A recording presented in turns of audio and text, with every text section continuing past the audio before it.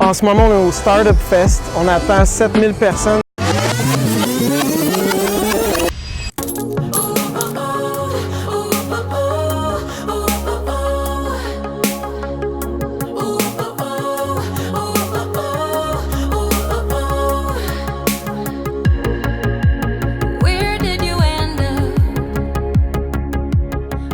Startup Fest, dans le fond, c'est vraiment un lieu où des gens qui ont des entreprises en forte croissance peuvent connecter ensemble. Il y a aussi des professionnels qui peuvent donner des conseils. Puis nous, c'est une excellente plateforme à Montréal pour justement toucher ce marché-là. C'est incroyable. Depuis 10 ans, on en parle de plus en plus de l'innovation. Puis avant, on se disait que ça se passait tout à Silicon Valley.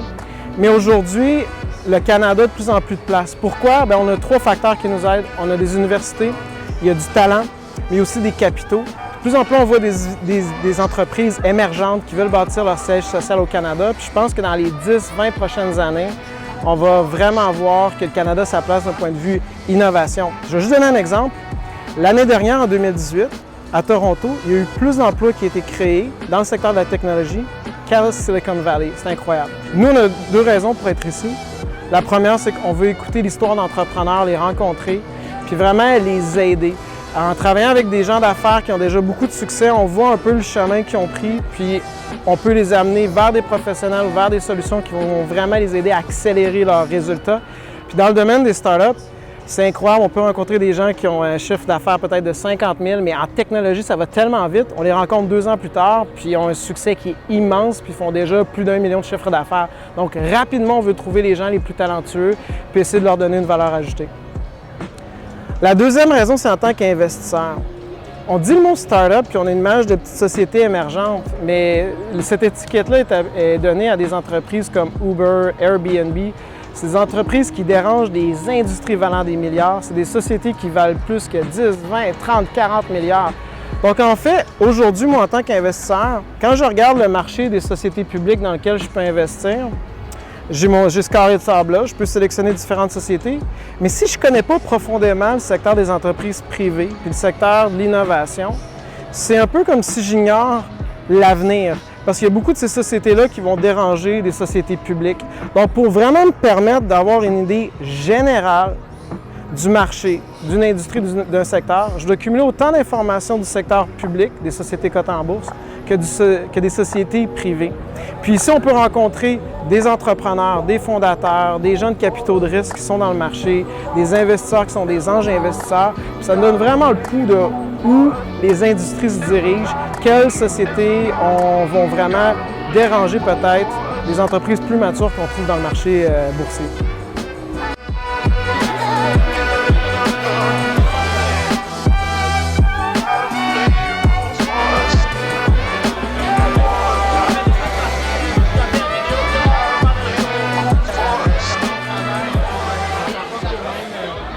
Depuis le début de l'année, il y a beaucoup de sociétés privées qui sont rentrées en bourse, puis de plus en plus les gens m'appellent et me disent quelle société tu regarderas en ce moment pour investir. Moi, une qui a vraiment attiré mon attention. Pour nos clients, on n'a pas encore investi, mais c'est Chewy, C-H-W-Y. C'est une société qui est spécialisée dans la distribution de nourriture pour animal. Okay? Pourquoi je trouve que Chewy vaut la peine d'être regardée, c'est qu'elle offre vraiment une valeur ajoutée aux consommateurs. Donc, quelqu'un qui veut acheter de la nourriture pour animal en ce moment, là, on imagine, là, pour ceux là, qui ont des chiens, là, ils vont acheter des sacs de 40-50 livres. L'expérience actuellement est vraiment pas agréable. Les gens vont dans une animalerie, là, un pet shop dont l'odeur est un peu douteuse, ou ils vont se retrouver à soulever un sac peut-être de 30, 40, 50 livres, comme je disais, pour l'amener à leur véhicule.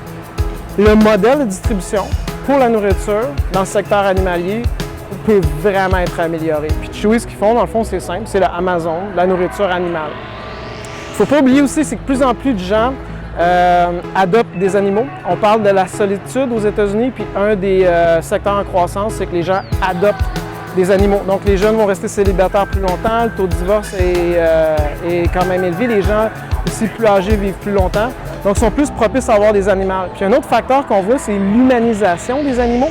Donc, ce qui est bon pour moi est bon pour mon animal. Donc, de plus en plus de gens achètent des produits d'alimentation haut de gamme pour leurs animaux, des produits, par exemple, organiques. Chewy est actuellement dans un super bon secteur d'activité.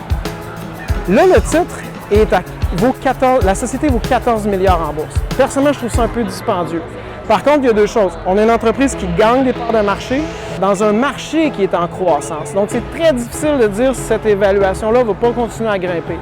Donc, l'angle que je ferais, si vous êtes un investisseur impatient, vous êtes prêt à investir, je disais, bâtissez-vous tranquillement une position en achetant tranquillement cette société-là. Puis à travers le temps, vous pouvez bâtir une position plus significative, mais je ne serais pas dans l'urgence de l'acheter dès aujourd'hui. Par contre, vous devriez la mettre sur votre radar, ça c'est certain.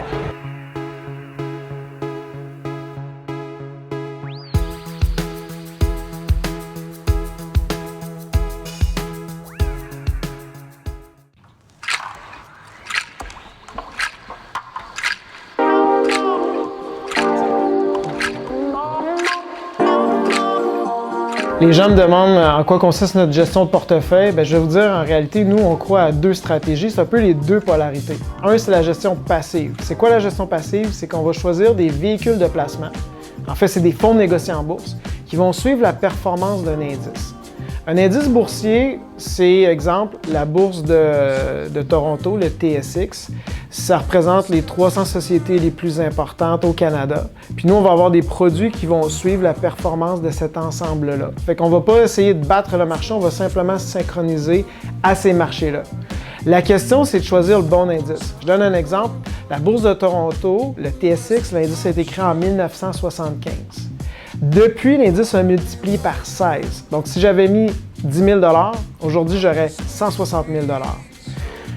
La même journée, en 1975, si j'avais choisi un autre indice, la plus importante aux États-Unis, le Standard & Poor's 500, qui représente les 500 sociétés les plus importantes aux États-Unis, je n'aurais pas multiplié mon argent par 15 ou par 16, je l'aurais multiplié par 30. Donc, nous, notre rôle, c'est de vous aider à choisir les bons marchés où investir. L'autre polarité, c'est la gestion active. Donc, nous, on passe beaucoup de temps à analyser des sociétés puis qui ont des bons bilans, qu'on comprend le modèle d'affaires, des sociétés qui ont un avantage compétitif, donc qui ont une raison d'être à long terme, avec une bonne équipe de direction. Et là, ce qu'on va recommander, par contre, c'est vraiment de limiter votre exposition à un certain nombre de sociétés, de concentrer votre argent, peut-être dans une vingtaine de sociétés. Pourquoi? Trop souvent, je rencontre des gens, puis ils ont des fonds mutuels. Puis les fonds mutuels peuvent détenir 30, 100 compagnies, 200 compagnies même parfois. Des gens aussi sont en gestion active, puis on regarde les relevés, puis ont presque 70 titres sous gestion. Ce qui fait que des fois, c'est peut-être 0,1% de leur capital qui est investi dans une compagnie. Mais quand on investit 0,1% de notre argent dans une idée, même si c'est une idée de génie, puis le titre triplerait, l'impact que ça va avoir sur le rendement global est tellement minime que ça ne vaut même pas la peine de mettre l'argent dans ce titre-là. C'est pour ça qu'avec 20 à 25 sociétés, si on met 1, 2, 3 ou 4 5 de notre capital dans une idée, puis si finalement ce titre-là performe, ça va avoir un impact sur la performance globale. Mais tout en étant stratégiquement défensif, en ne mettant pas tous vos œufs dans le même panier.